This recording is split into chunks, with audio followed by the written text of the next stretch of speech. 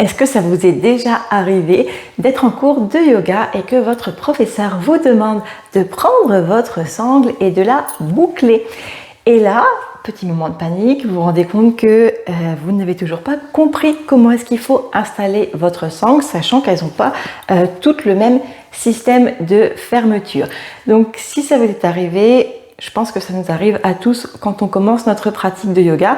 Et si on ne prend pas le temps de savoir faire la boucle, ça peut durer encore pendant longtemps, où tout le monde s'installe dans le groupe, tout le monde met sa sangle et vous êtes le ou la dernière à réussir à vous installer dans la posture avec votre sangle. Grâce à cette vidéo, ça n'arrivera plus puisqu'on va voir ensemble comment est-ce qu'on peut la fermer, cette sangle, avec 3 systèmes de fermeture de sangle différents. Donc, le premier système qui est, je trouve, le plus facile, c'est lorsque votre sangle, elle présente un petit bâton en métal au milieu. Donc quand c'est comme ça, pour pouvoir faire votre boucle, vous avez simplement besoin de vous assurer que votre sangle ne vrille pas. C'est important que ce soit bien plat des deux côtés. Et là, vous commencez simplement par mettre l'extrémité de la sangle vraiment collé à l'autre extrémité. Donc vous avez le petit bâton en métal sur l'extérieur.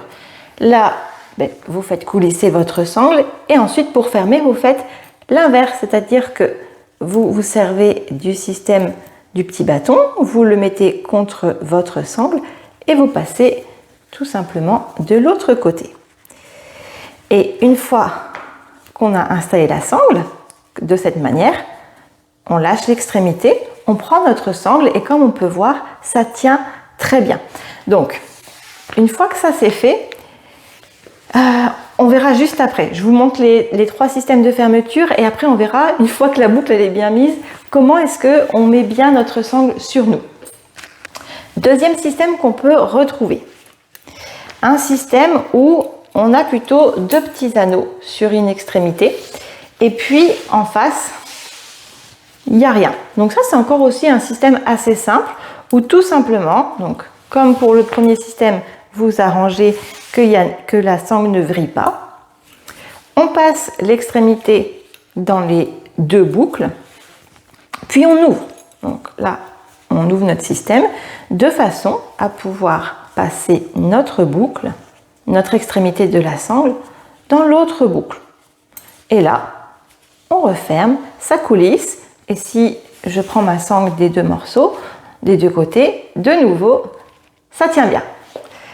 Ça, c'était le deuxième système. Troisième système qu'on peut retrouver, c'est lorsque on retrouve nos 2 petits anneaux, mais cette fois-ci, on les retrouve des 2 côtés, des 2 extrémités. Donc, première étape, on s'arrange à ce que ce soit bien plat,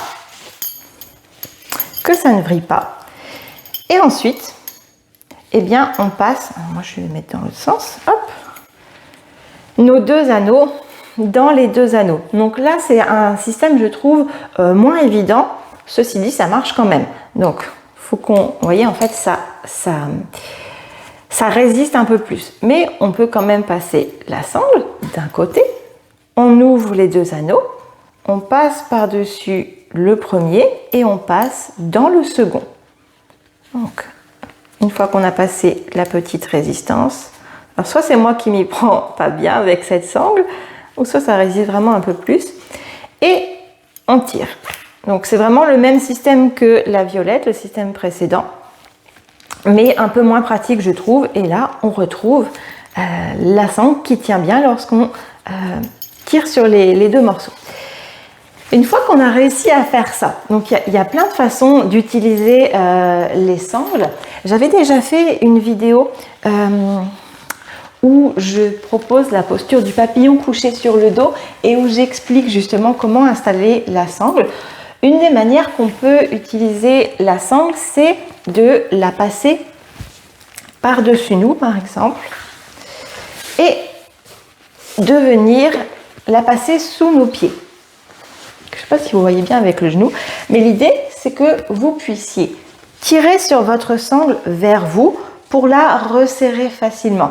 Si vous avez fait le contraire, si vous avez passé la sangle de manière à ce que l'extrémité soit vers l'avant. Vous allez passer le corps dans la sangle. Vous allez placer les pieds.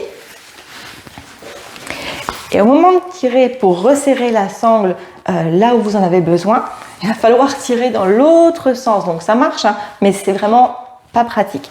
Donc une fois que vous avez réussi à boucler correctement votre sangle, assurez-vous toujours que l'extrémité, vous voulez pouvoir la tirer et resserrer la sangle en amenant la main vers l'épaule. Donc voilà, j'espère que cette vidéo va vous aider à mieux attacher votre sangle pour vos prochains cours de yoga. J'avais promis à mes élèves que je leur ferai une vidéo pour leur expliquer. C'est chose faite. On se retrouve dans la prochaine vidéo. Namasté!